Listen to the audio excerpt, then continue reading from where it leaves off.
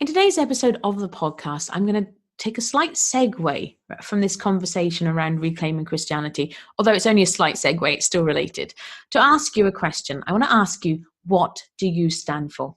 I am your host, as ever, Elle Edwards, founder of the Faith and Business Playground, positive psychology geek, mental health champion. And I am here to inspire and empower and equip you so that together we can reclaim what it means to be Christian in the year 2019.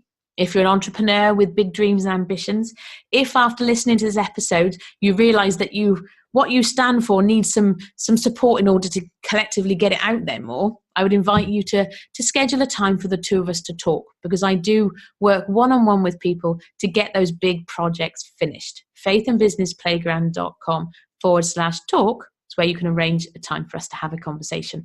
In the meantime, though, let's crack on with today's episode, because as you will have known, if you've been listening along all week, you will know that this week we are exploring the idea of Christian, and I started by sharing with you some of my frustrations around that label. But I did that because I was challenged a few weeks ago. I was challenged to explore this topic more. Why is this topic a problem for you? Why is this label a problem for you? And so I want to offer that same challenge to you. I want to ask you what you stand for. And this is useful for two reasons. It's useful in terms of as a business building exercise. Regardless, it's actually a useful business exercise for anybody, whether they are a Christian entrepreneur or not.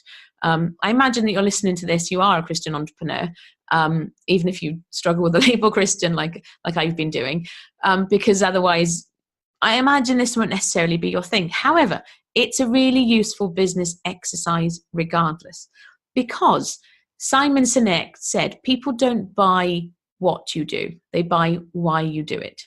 I think I'm probably slightly paraphrasing him, but what is it you stand for? Why are you doing the work that you do? Why is that important? It's really useful to know what is empowering the work that you do. It's useful because it helps to rally people to you, because if people share that same mission, if people share that vision that you have, they're more likely to go, yeah, and they're going to want to come and actually be alongside you as you do that work. It's also really useful as well when you get to the messy middle of a project. So some of you listening might know that I've written and published 5 full-length novels and also a really small non-fiction book. And so I have some experience firsthand of what it's like to get to the messy middle of a book. For me personally, when I'm writing fiction, the first quarter of every book is always the hardest. Once I get that first quarter out of the way, it's not easy. It's never easy till it's done. But get that first quarter done, and it's easier to make progress.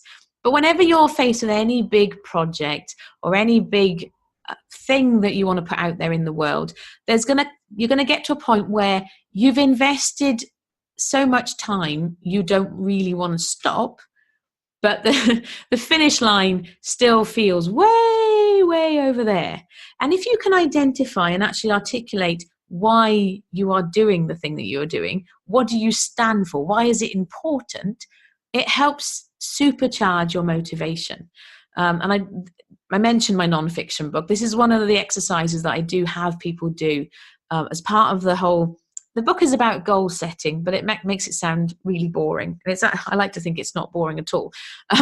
But one of the things I like to do in that book is talk about supercharging your motivation and identifying and being able to articulate what you stand for, why you're doing what you do, makes it easier to get over that messy middle. So there's 2 reasons why it's important. It's a rallying cry for other people, but probably even more importantly, it helps you keep going. Because the thing is, if you don't finish the thing that you are working on, then it can't impact the world. That's why I get really excited about helping people with their projects.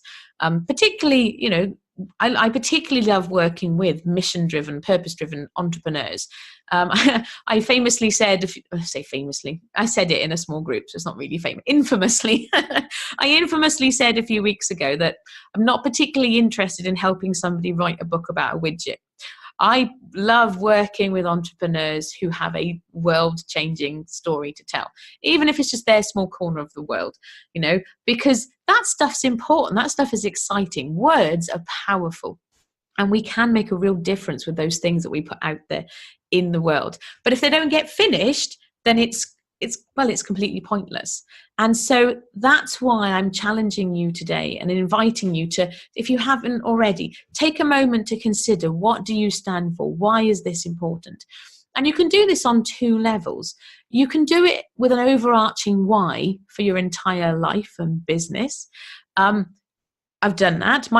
Shared with you before, my personal why behind everything I do at the Faith and Business Playground. Ultimately, I want to empower and inspire and equip every single person who says they love Jesus, so they can be delightful examples of what it means to be Christian, so they can go out there and love other people.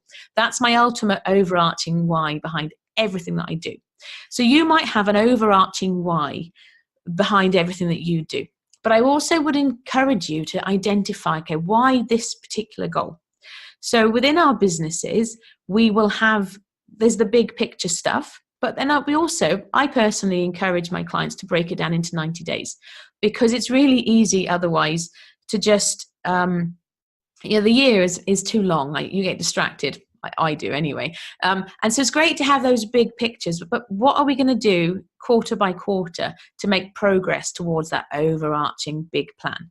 And that's where I would invite you to consider, okay, so that thing that you've identified for the next 90 days, why is that important? What do you stand for? Why are you doing that particular thing? Because it will help you keep going. It will supercharge your motivation, and it will help draw people towards you as well. People who want to work with you and share that passion.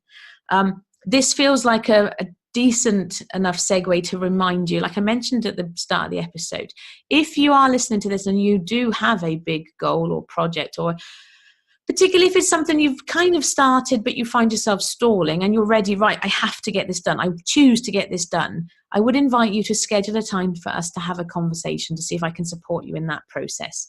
faithandbusinessplayground.com/talk is where you can do that.